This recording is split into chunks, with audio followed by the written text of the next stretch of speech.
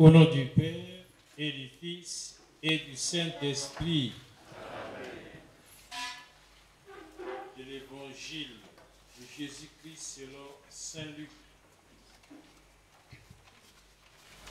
Heureux la mère qui t'a porté en elle. Heureux plutôt ceux qui écoutent la parole de Dieu.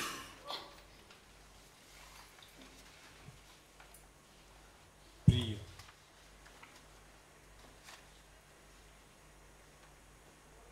Dieu fidèle et juste, ouvre nos cœurs à la reconnaissance de tes merveilles. Que nous puissions sans cesse reconnaître les mérites de celle par qui tu es passé pour nous donner le Sauveur. À l'exemple de cette femme qui élève la voix du milieu de la foule pour proclamer « Bienheureuse Vierge Marie ». Seigneur Dieu, apprends-nous à l'exemple de la Vierge Marie à écouter ta parole et à la mettre en pratique pour des fruits durables. Par Jésus le Christ, notre Seigneur. Amen. Au nom du Père, du Fils et du Saint-Esprit. Amen.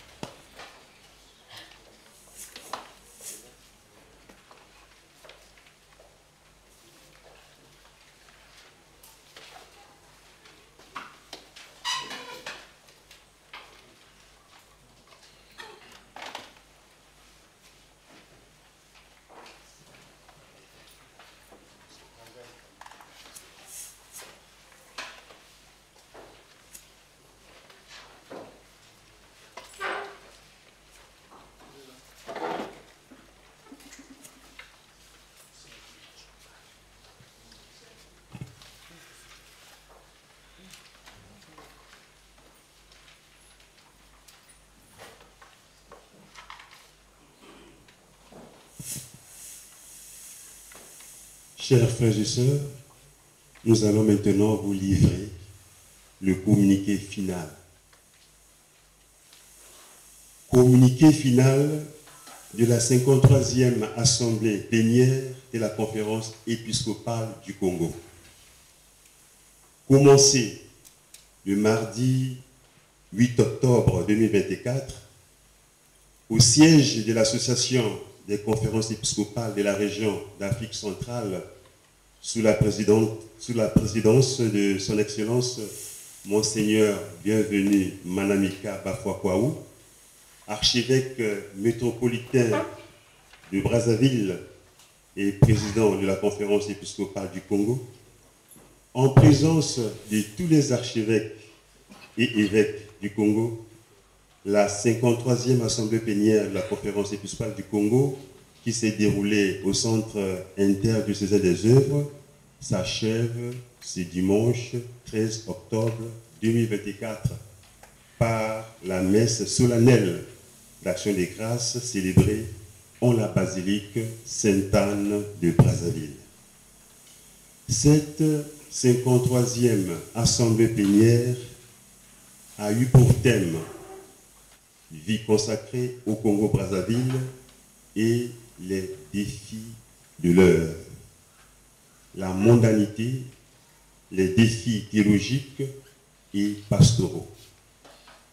On prépare à cette assemblée plénière Monseigneur Javier Herrera Corona, nonce apostolique au Congo et au Gabon, les supérieurs majeurs des religieux et religieuses du Congo, les vicaires généraux et vicaires épiscopaux chargés de la vie consacrée, les membres du secrétariat général de la conférence épiscopale du Congo, le secrétaire général de la CERAC, le directeur national des œuvres pontificales missionnaires, les recteurs des 3 grands séminaires, les prêtres et les personnes consacrées, les experts, les membres des commissions épiscopales, les délégués du bureau exécutif du CNAC, le représentant du CRS Congo, les responsables des mouvements nationaux de l'apostolat des laïcs, les responsables des groupes des jeunes, les aumôniers et les différents conférenciers. La cérémonie d'ouverture a eu lieu le mardi 8 octobre 2024 à 16 h. Avant les traditionnelles allocutions, la nouvelle équipe du bureau exécutif du CNALC a été présentée.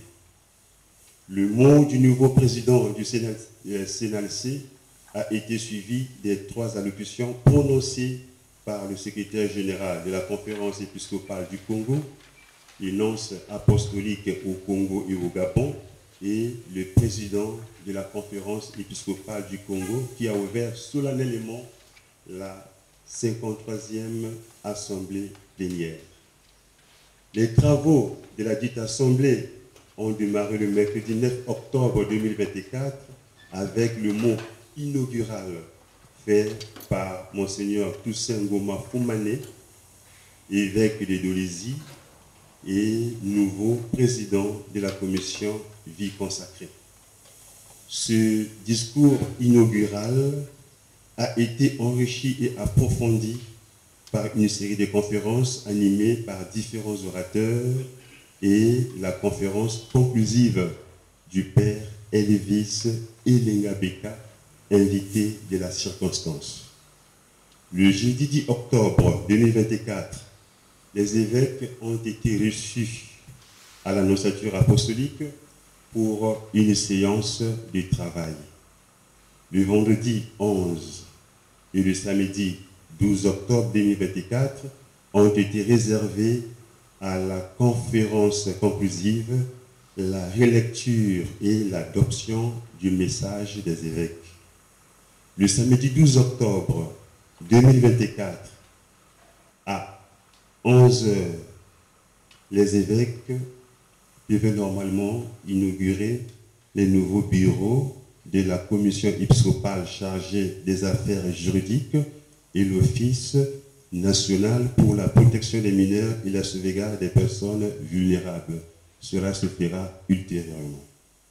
À l'issue de la 53e assemblée plénière de la conférence épiscopale du Congo, les évêques délivrent un message au peuple de Dieu et aux hommes de bonne volonté, de manière spécifique, et s'adresse aux personnes consacrées pour consolider leur foi, favoriser leurs œuvres de solidarité, la communion fraternelle au sein de l'Église et de la société, et il les invite à une plus grande visibilité apostolique. Tout en remerciant ceux qui ont pris une part active à ce moment de grâce et ceux qui ont consenti par leurs apports à sa pleine réalisation, les pères évêques rassurent chacun de leurs prières. Fait à Brazzaville le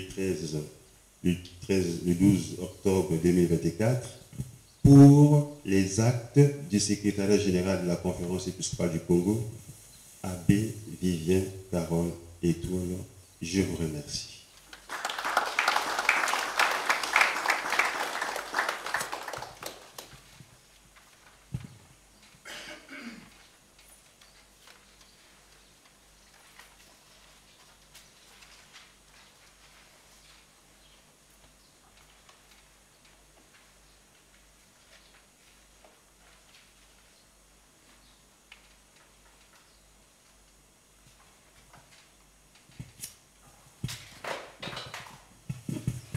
Après ce communiqué final, nous allons suivre le mot de couture de son Excellence Monseigneur Bienvenu Manamika Bafwa Kwaou, président de la conférence épiscopale du Congo.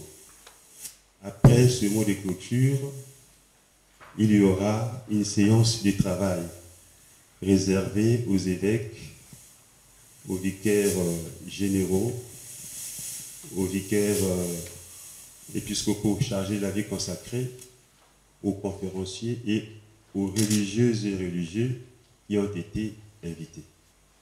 À présent, je passe respectueusement la parole à Monseigneur Bienvenu Manamika Bafouakwao, président de la conférence épiscopale du Congo.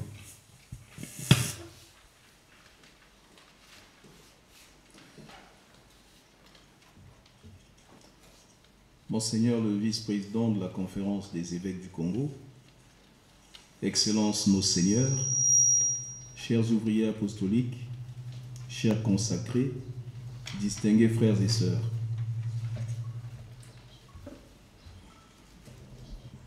Voici que la 53e assemblée plénière des évêques du Congo-Brazzaville baisse ses rideaux aujourd'hui, en concluant ses travaux débutés le mardi 8 octobre 2024. Les évêques ont été heureux de la participation effective des différents représentants des composantes de notre Église locale, à savoir les consacrés religieux, les consacrés prêtres et les consacrés laïcs. La joie des évêques était accrue à cause de la qualité aussi des exposés porteurs de diagnostics en toute vérité, et donc animés d'un vrai désir de raffermissement et de renouveau du point de vue identitaire et apostolique. Autrement dit, du point de vue de la vie du consacré, de sa sainteté et de la diffusion de sa foi par le témoignage, comme le suggère l'Humaine Gentium 44-45, et aussi l'exhortation de Saint Paul VI dans Evangelica Testificatio 11 de 1971, je cite: le charisme de la vie religieuse, loin d'être une impulsion née de la chair et du sang, ou issue d'une mentalité qui se modèle sur le monde présent, est bien le fruit de l'Esprit Saint toujours agissant dans l'Église. À l'issue de ces assises, les évêques rappellent les trois dimensions fondamentales du charisme de chaque congrégation religieuse, dimensions qui les unissent les unes aux autres, à savoir la spiritualité, la fraternité et la mission. Ces trois dimensions, à la fois complémentaires et interdépendantes, font l'ossature qui permet l'équilibre nécessaire à une vie religieuse authentique et véritablement prophétique. Les évêques rappellent que vie, ministère et œuvre doivent être adaptés, inculturés, mais sans se diluer ni se transmuter dans un syncrétisme qui éloignerait la vie consacrée de sa nature et de sa finalité de celle de la terre et de la lumière du monde. Car la vie consacrée est animée de l'intérieur par la passion pour le Christ, qui entraîne la passion pour l'humanité, conformément au thème voulu par le Congrès mondial 2004, organisé conjointement à Rome en 2004 par l'Union des supérieurs généraux et l'Union internationale des supérieurs générales. Excellences, distingués invités, reconnaissant les bienfaits de la vie consacrée, les évêques, à l'exemple du pape François, dans sa lettre du 21 novembre 2014, adressée aux consacrés, les évêques, je disais, invitent tous les religieux œuvrant dans les diocèses du Congo à respecter et approfondir leur charisme, à se ressaisir là où le sel s'est affadi, à éveiller la flamme qui faiblit et à rallumer là où la flamme s'est éteinte. Les consacrés sont appelés, selon les mots de Saint Jean-Paul II repris par les évêques, les consacrés sont appelés à regarder vers l'avenir où l'Esprit les envoie pour faire encore avec eux de grandes choses. La vie consacrée doit retrouver sa dynamique spirituelle, disent les évêques, en devenant simplement ce qu'elle est appelée à être. Pour cela, les évêques font leur. Les évêques font leur cette piqûre de rappel du pape François qui interpelle sur 3 conditions sine qua non à cette dynamique spirituelle. D'abord, ne pas oublier ses racines, c'est-à-dire faire mémoire du passé en sachant d'où l'on vient. Loin des nostalgies inutiles, il s'agit du devoir de mémoire indispensable pour garder vivante l'identité, comme aussi pour raffermir l'unité de la famille et le sens d'appartenance de ses membres. Ensuite, il s'agit pour les consacrés de vivre le présent avec passion, faire de l'évangile un vademecum, avec toujours Jésus au centre, c'est-à-dire réellement Jésus comme premier et unique amour dont le débordement transparaît dans la charité et le service qui font des consacrés des signes crédibles de la présence de l'Esprit qui infuse dans les cœurs la passion pour que tous soient un. Enfin, il s'agit pour les consacrés d'embrasser l'avenir avec espérance, en tenant compte de leur constitution appliquée dans le respect de la vision pastorale de la Conférence des évêques, en harmonie avec la vision, avec celle de la hiérarchie compétente du diocèse d'accueil, vécue dans la synodalité et l'application du principe de subsidiarité pour le bien de l'unique corps du Christ dont nous, baptisés, sommes les membres. Quant au jubilé imminent, les évêques accompagnés des supérieurs majeurs proposeront avec discernement un ensemble d'activités pour marquer cet événement au cours duquel sera signé le document tant attendu par tous pour fluidifier les relations mutuelles entre la circonscription d'accueil et les membres des vies et les membres de la vie consacrée. Les évêques nous exhortent tous afin qu'ensemble, diocésains et consacrés, à l'exemple de Saint Paul dans Philippiens 3,13, nous allions droit de l'avant, tendus de tout notre être vers le but, en vue du prix que Dieu nous rappelle et en vue du prix que Dieu nous appelle à recevoir là-haut dans le Christ Jésus.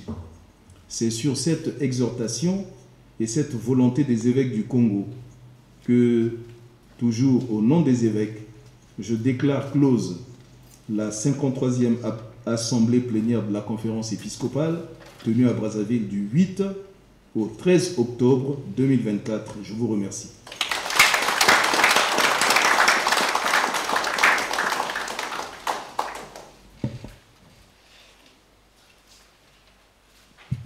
Une fois de plus, un grand merci à vous tous qui avez pris part active à ces assises. Et nous aurons donc une petite pause, occasion de saluer ceux qui vont rentrer chez eux, une petite pause de café. Et pour nous qui allons continuer le travail, on n'aura que 10 minutes. 10 minutes pour reprendre les travaux. Et nous allons quand même conclure avec un chant. Nous demandons à une religieuse qui chante bien, qui chante très bien, voilà, pour qu'elle nous accompagne par le chant. Et le vice-président va conclure et nous recevrons la bénédiction du président de la conférence des évêques du Congo.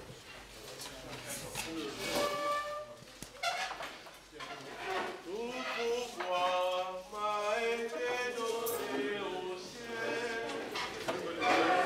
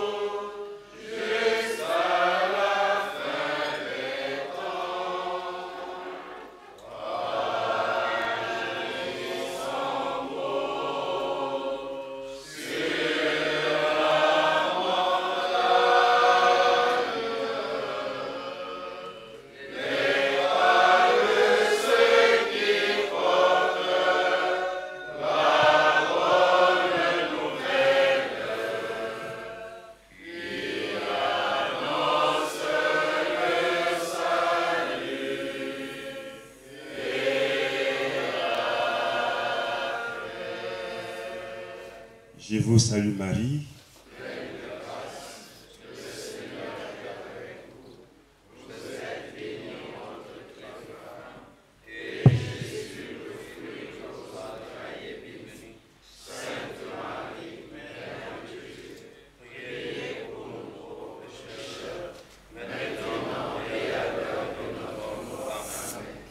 Des missionnaires, Notre-Dame du Congo. Le Seigneur soit avec vous. Que Dieu Tout-Puissant nous bénisse et nous garde, le Père, le Fils et l'Esprit. Allez dans la paix du Christ.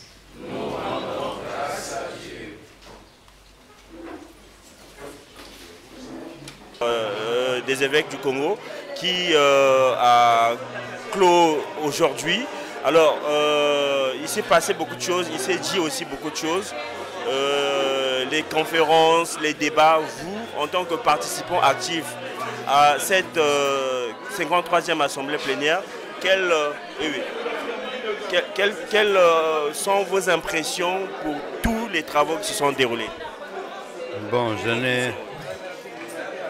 j'étais content d'abord de pouvoir venir au bout d'un an d'absence et participer à cette assemblée générale. Je profite de ce mot pour remercier tous ceux qui ont prié pour moi pendant toute une année.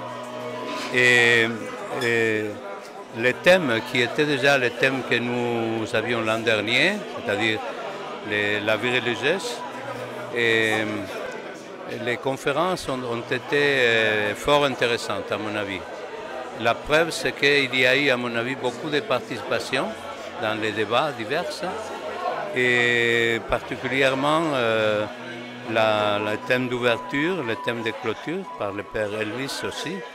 Mais l'ensemble, le président il a dit, a fait que l'intérêt a été grandissant. Ça faisait déjà un bon moment qu'on cherchait à améliorer la relation, ou en tout cas à être plus clair dans la relation des évêques et des religieux, ou des consacrés, non? Et je crois que cela a permis d'éclaircir certains concepts, de placer dans la pratique des perspectives qui devront améliorer la pratique de la vie religieuse, comme ce sont par exemple des congrégations qui sont très peu nombreuses, et aussi en même temps de collaborer davantage dans la pastorale de tout le pays, la pastorale diocésaine, pour que chacun, au niveau où il travaille, puisse être donc plus efficace pour la mission qui nous est confiée selon le charisme de chaque congrégation. Merci. Ok, merci. Pour la deuxième fois, déjà je pars du thème. C'est tellement important que je m'en réjouis. Important parce que il faut se dire que on a, c'est vrai, des religieux, des religieuses ici, mais il en manque encore par rapport aux besoins du pays. Et moi, intérieurement, je me disais, il faut voir aussi l'impact que ces religieuses ont sur la nation elle-même. Nous sommes dans un temps difficile, nous voyons comment ça se passe et tout, on dirait qu'il y a une certaine souffrance. Bon. Maintenant, à nous de comprendre et de chercher à faire que, nous aussi nous participions à la souffrance de ceux qui sont là. Donc, mon souhait, c'est que, comme jusque-là, ça a bien marché, maintenant, il faut prendre ce que nous avons eu ici pour essayer de l'apporter aux autres. Donc, en tout cas, je crois que ça a été bien fait, ça a été un peu trop rapide, ça passe un peu trop vite. Il faudrait peut-être une bonne dizaine de jours pour que les gens réfléchissent quand ils sont d'ici, qu'ils n'oublient pas, qu'ils ne retournent pas tout de suite à ce qu'ils sont en train de faire, mais qu'ils réfléchissent et pour qu'ils apportent ce que nous avons reçu. En tout cas, je dis félicitations à ce qui a été fait, à ce qui se fait, et je souhaite que ce que nous avons reçu ici ne soit pas pour nous-mêmes, mais pour le peuple puisque nous sommes consacrés pour le peuple, comme Jésus a été consacré pour nous. Nous sommes consacrés aussi pour Dieu et pour le peuple. Bon, prions pour que tout cela marche. Merci beaucoup. Merci. De satisfaction dans la mesure où on a vu là toute l'église du Congo réunie, notamment nos pères évêques, les vicaires généraux, les supérieurs provinciaux, les supérieurs provinciales, les religieux et religieuses et le peuple de Dieu qui se retrouve pour essayer de réfléchir sur la pertinence de la mission de la vie consacrée sur la terre congolaise. Donc pour moi, ça a été un sentiment de satisfaction. Est-ce que c'est une nouvelle donne pour faire décoller la vie consacrée au Congo? Non, ce n'est pas une nouvelle donne, ça a toujours été... moi je pense que chaque fois quand on parle de l'évangélisation, on voit l'église locale, on voit la vie consacrée. Mais plus encore aujourd'hui, nous nous inscrivons dans le sillage du pape qui nous parle de la synodalité. Et donc c'est vraiment l'expression de cette synodalité qui se vit en ce moment à la conférence épiscopale du Congo pour que justement on se retrouve, quand on se pose des questions réelles sur la mondanité, sur les défis de l'heure, sur les défis de la pastorale, sur la pertinence même de la parole de Dieu auprès du peuple congolais. Monseigneur Toussaint, peut-être un message à lancer à tous les consacrés du Congo qui vous suivent actuellement en direct sur la chaîne YouTube. Le message que je pourrais dire, pourrais lancer à l'endroit des consacrés, c'est simplement repartir du Christ. Repartir du Christ, annoncer la bonne nouvelle. Voilà, c'est tout ce que je pourrais annoncer. Monseigneur Toussaint, merci. Certainement qu'on aura le temps de vous rencontrer à Dolézy pour justement faire parler de votre diocèse qui jusque-là n'est pas visible au niveau de nos ondes. Le diocèse de Dolézy est visible, mais bon, le temps viendra pour vous accueillir. Merci beaucoup.